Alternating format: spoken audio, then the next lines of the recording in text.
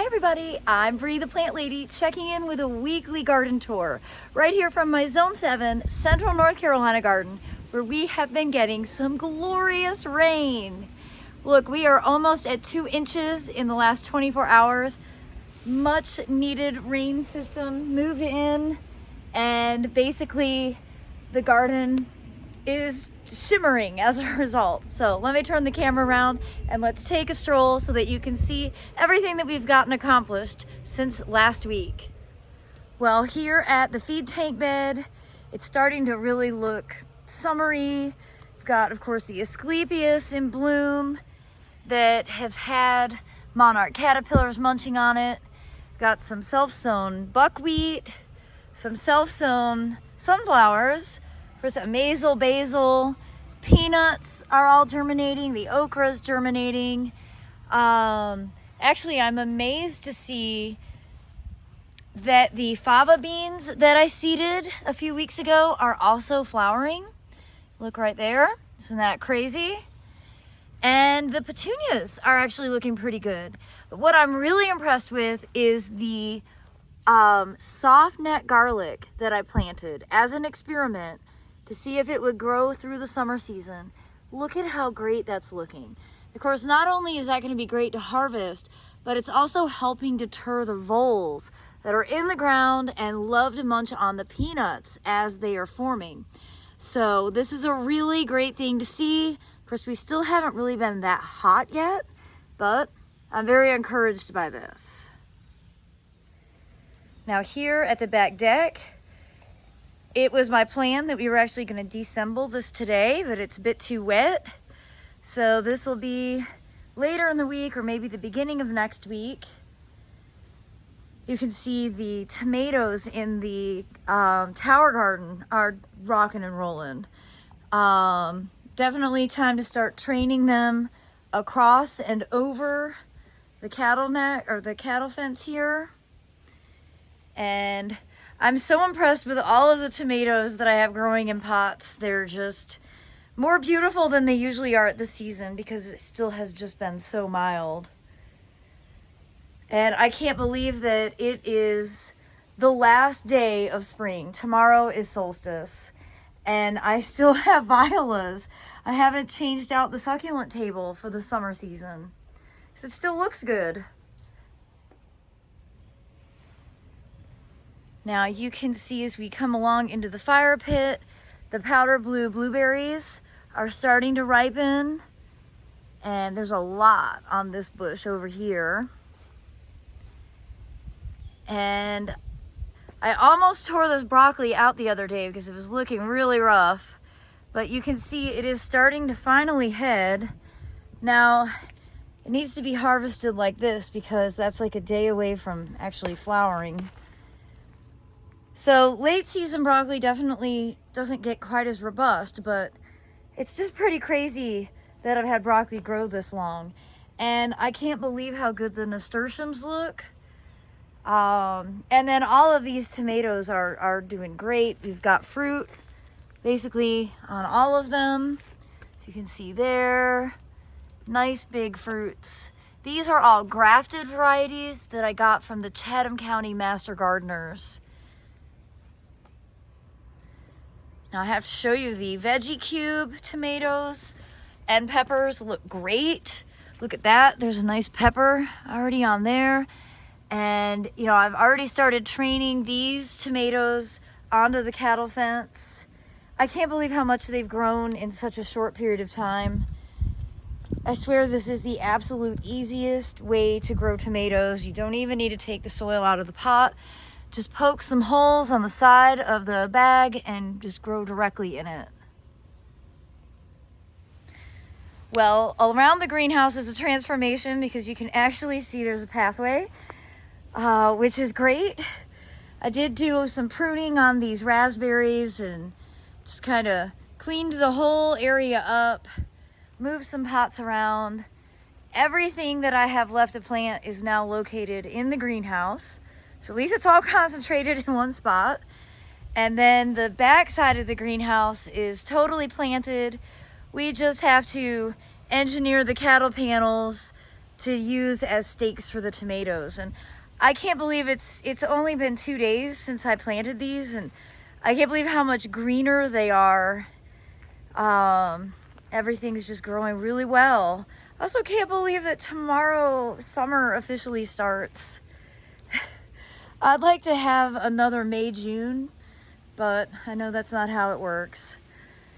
And you can see there are still poppies and larkspur and California poppies in bloom. This year is just so different than any other year I've ever experienced. As we walk over here, you can see this border. The seeds aren't quite ripe, so we're just leaving it. I definitely like to get it redone for the summer, but I'm not going to rush it because the seeds are valuable. And of course, these are the seeds that we will be selling at the Fall Open Garden, which is Saturday, September 23rd from noon to 4 p.m. And I will be putting up information on my website soon about that. You can see the carrots aren't quite ripe either. I'm ready to have those come out because they are in the way. And you can see phlox is starting to bloom now, and of course echinaceas. Now I did clean up this area a bit, and I planted a lot more tomatoes. So I had a lot of tomato seedlings, and these are many of my favorite varieties. These are all orange icicle, which is like an orange Roma. And then over there is cream sausage, which is my favorite all-time tomato, and that's like a white Roma. So both of these are really good for sauce and salsa. I'm also going to try and do some sun drying. I think that'd be a great way to preserve them. And of course, I'm just going to train the tomatoes and the sweet potatoes that are in pots. Those are Treasure Island sweet potatoes to grow on the cattle fence. So this will sort of be a wall. And of course, you know, we haven't gotten the columnar apples planted yet because we haven't gotten that bed built. But look, there's one with an apple on it. Isn't that cool? I was so excited to see that. Now we do have plans to get that bed done, hopefully in the next couple of weeks. You know, everything is kind of weather dependent. So we walk up here, you can see, you know, nigella seeds starting to ripen. These onions are basically done. We have some more Schultzia to collect. All of these pots are doing great in the driveway bed. Again, the nasturtiums are just out of this world beautiful. I can't believe how well they have done this year. And the mangave side of the wall continues to grow, as does the rice. The rice that I seeded the other day is a little more saturated than ideal, but it's okay. You can see the coleus side of the wall is really looking great, super lush. I think that these petunias and calibricos aren't getting enough fertilizer, so they certainly look off color. Again, that's my experience with petunias in general. And then you can see a little chaos on the front porch. We're still in the midst of seed collecting, but I'm hoping maybe by the end of the month we'll be done. Now this shade container is so awesome, and I've got to say, that begonia is amazing. That is Begonia elatior moved to Joy Salmon. And I love the double flowers. It's really robust. Of course, everything in here looks great. That is Begonia Whopper, white green leaf, this one. And then Begonia Dino Cherry Fields, I think is this. And Emerald Ring is that one. And then this Impatiens is one called Lipstick. Now, as I pan across the front, you'll see a huge transformation from last week. We got the wave and the front cottage border replanted for the summer. Both are foodscapes. That means there's ornamentals and edibles combined together. So lots of peppers and sweet potatoes, eggplants, as you can see here. And we did a huge seed layer in here, and I see seed germinating. So it'll be fun to watch everything that we seeded start to grow out. We did sesame and zinnias. We also did a ring of zucchinis along the edge that'll be really easy to access and harvest. Also treat with BT for the borer that gets in there, the squash vine borer. And the Suncredibles, you know, those are going to get enormous, as is the Thailand giant colocasia. I think this border is going to look awesome. I love that every year it changes. As we pan across here, this section definitely needs to be cleaned up. Just waiting on the seeds to dry out. You can see this phlox bright eyes that we did not do the Chelsea chop on is getting tall and going to be blooming soon. I love this section over here under the live oak, where all of these echinaceas have just naturalized. And I know I've said this several times, but I can't believe how great they look in so much shade. This is really only gets about 2 hours of direct sunlight, and this is where they choose to be. You know, I planted a couple here, and then these have all just seeded, and I think there's a lot to be said for just paying attention to where a plant actually wants to grow. And I'm really pleased to see a lot of flowers on this gardenia. This is a big old variety called Mystery, and you can see it needs some fertilizer, and it got very dry, so I wasn't watering. But the flowers are huge and super fragrant. But beware if you put your nose in there, because they are full of thrips. And, well, thrips will go up your nose and make you sneeze. Well, I don't often walk on this side of the north property border, but I have to say it's looking good with those Shasta daisies and that Rudbeckia that's going to be really tall and blooming soon.